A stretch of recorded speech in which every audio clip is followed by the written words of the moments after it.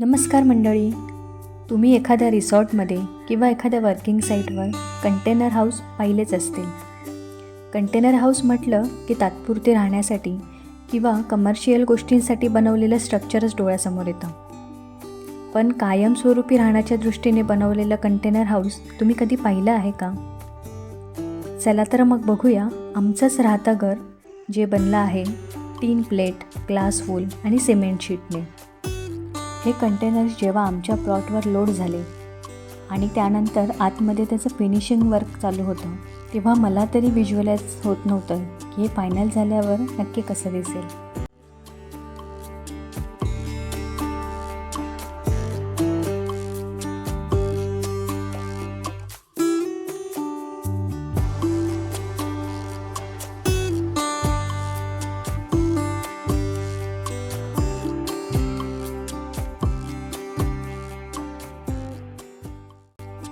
पण आता मी तुम्हाला आमच्या घराचा फायनल लुक दाखवू शकते.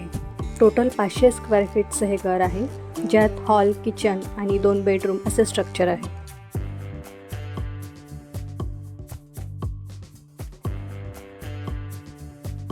चला तर मग होम टूर करूया. पाहूया हे घर आतमधून कसं दिसतंय ते. घरात एंटर करण्याआधी हे सुंदर असं तुळशी वृंदावन. हा पुढच्या बाजूचा वरांडा. घरात एंटर केल्याबरोबर आधी लागतं ते देवघर. देवघराच्या बाजूलाच टी व्ही युनिट. सध्या आमच्या टी व्हीवर इवाचा छोटा भीम सुरू आहे. टी व्ही युनिटच्या समोरच हा सोफा कम बेड आहे. हा सोफा ओपन केल्यानंतर 3 जण आरामात झोपू शकतील एवढा बेड तयार होतो. घराच्या पुढच्या आणि मागच्या वरांड्याला फ्रेंच विंडो बसवलेले आहेत.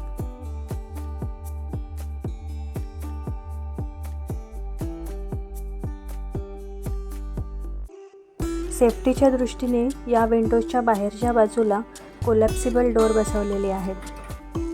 ॲक्च्युली होम टूरचा व्हिडिओ शूट करताना हे डोअर बसवले नव्हते. या डोअरचा व्हिडिओ मी नंतर घेतला आहे. मागच्या वरांड्यालासुद्धा हे डोअर बसवले आहेत आणि तुम्ही बघू शकता की हे डोअर बसवल्यानंतर पावसाळ्यापुरता तर हा आमचा ड्राय एरिया बनला आहे. आणि पूर्ण घराला ऑरेंज शेड आणि व्हाईट कलरचं कॉम्बिनेशन केलेलं आहे. कलरमध्ये पडदे, फर्निचर या गोष्टी बनवलेल्या आहेत. हॉलमध्येच एक वॉशरूम आहे आणि बाहेर हे बेसिन काउंटर बसवलेलं आहे.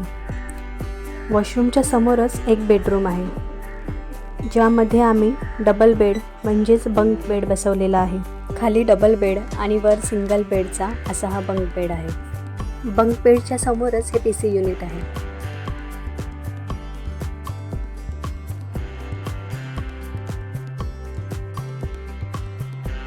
चला आता वळूया मास्टर बेडरूमकडे.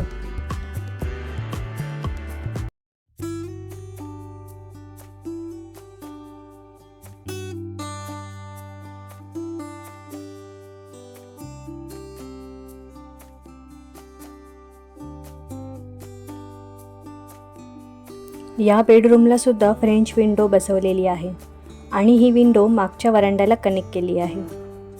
या विंडोच्या समोरच प्रोजेक्टरसाठीचं स्क्रीन बसवलेलं आहे आणि हा प्रोजेक्टर ठेवण्यासाठी बेडरूममध्येच ही एक केस बनवलेली आहे, जी फोल्डेबल आहे. जेव्हा गरज असेल तेव्हा ती ओपन करून ठेवता येते. ही आहे आमची रोजी. तिला कपड्यांच्या स्टँडखाली बसायला खूप आवडतं. मागच्या वरांड्यातसुद्धा एक पुल आउटवाला बेड ठेवला आहे, पण तो सध्या स्टँडच्या मागे गेला आहे.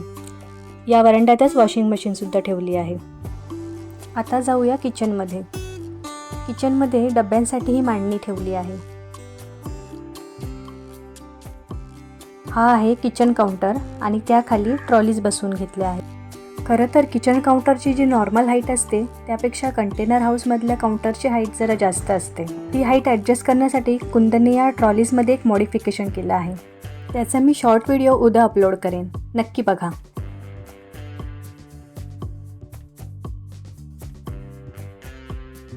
आता आपण घराच्या मागील बाजूस जाऊया.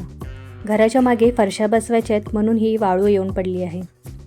आमच्या घराच्या पुढेच गाव सुरू होतं. मागे हा हिरवागार मस्त असा डोंगर दिसत आहे. इथे भांडी घासण्यासाठी मोरी बनवलेली आहे. याच्याच बाजूने छोटंसं किचन गार्डन बनवलेलं आहे.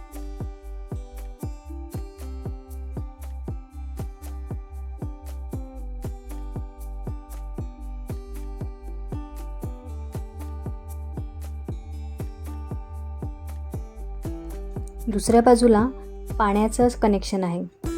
पाणी स्टोअर करण्यासाठी ही अंडरग्राऊंड टाकी बनवलेली आहे. हे पाणी मोटरने वरच्या टाकीत चढवलं जातं. त्या बाजूला किचन गार्डन होतं आणि इथे फुलझाडं आणि 2-3 फळझाडं आहेत. हे कंटेनर्स जेव्हा वर्कशॉपमध्ये तयार होत होते तेव्हाचे काही फोटोज मी व्हिडिओच्या शेवटी दाखवते.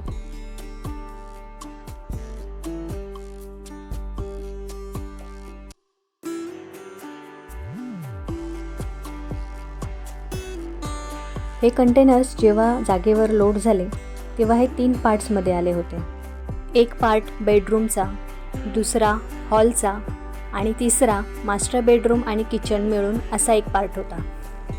या कंटेनर हाऊसचा पूर्ण प्लॅन, डायमेन्शन्स किंबहुना पूर्ण जागेचं लँडस्केप प्लॅन, डिझाईन, एक्झिक्युशन हे सर्व काही कुंदनने जागेवर उभं राहून अवघ्या 1.5 महिन्यात पूर्ण करून घेतलं आणि आमचं हे अतिशय आगळंवेगळं असं घर तयार झालं.